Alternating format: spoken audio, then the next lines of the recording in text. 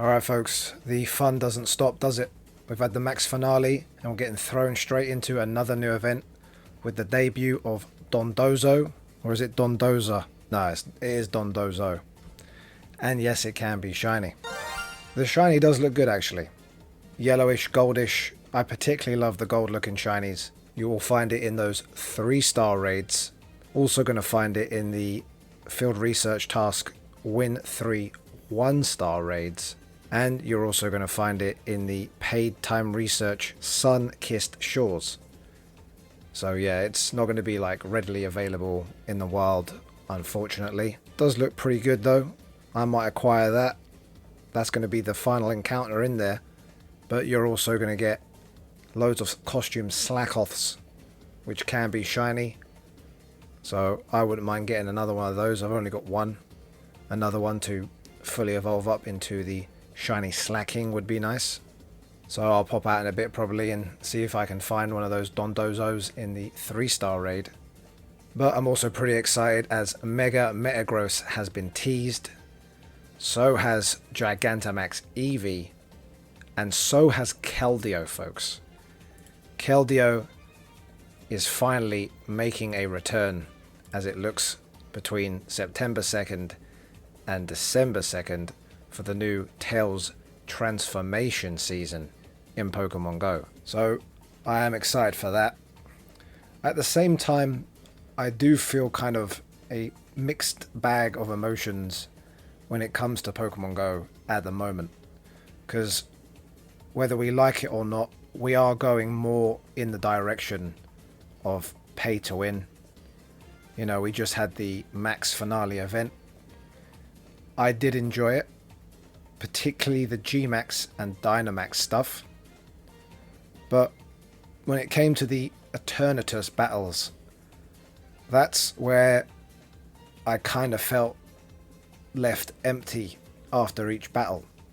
Probably because you didn't get an encounter, right? Literally, you would do the battle, you'd get some candies and other rewards, and then it'd be over. Obviously, you know, we're all used to putting in the effort, coming together or whatever and doing these battles. And then, you know, you get the hundo check or you get the shiny check at the end and you kind of all bounce off each other with that. And it's exciting, you know, who's going to get the shiny, who's going to get a good IV one. But obviously with these Eternatus ones, you know, that didn't really happen, did it? And did you find yourself pressing that 200 coin button at the end to get extra rewards? That button that we kind of all scoffed at when the Gigantamax stuff first came out. So yeah, it was a pretty spenny event, especially if you wanted to max out the thing, right? I got mine up to about level 40 something, and level 3 max moved its max attack.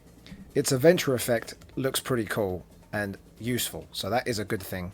But I know a lot of content creators and folks are definitely peeved off with this event, and I'm reading all the comments that people were saying on my shorts, my longer videos, and other Pokemon GO content creators, and yeah, some folks enjoyed it, some folks are very annoyed and feel like it was pretty much a scam. But yeah, like I said, I was just, every time I did one of those Eternatus battles, just felt empty after each one. But you know, to each his own and her own. Obviously, you know, you can spend your money, etc., on whatever you want. Some folks, they enjoyed spending their money on a lot of these battles so they could just power up Eternatus, right? And then some folks, they got a really bad IV one and, you know, didn't bother powering up the thing at all. And I don't blame them, right? Rightly so. I'm trying to think what they could have done to kind of make it better, because I did enjoy, once again, the Gigantamax and Dynamax stuff.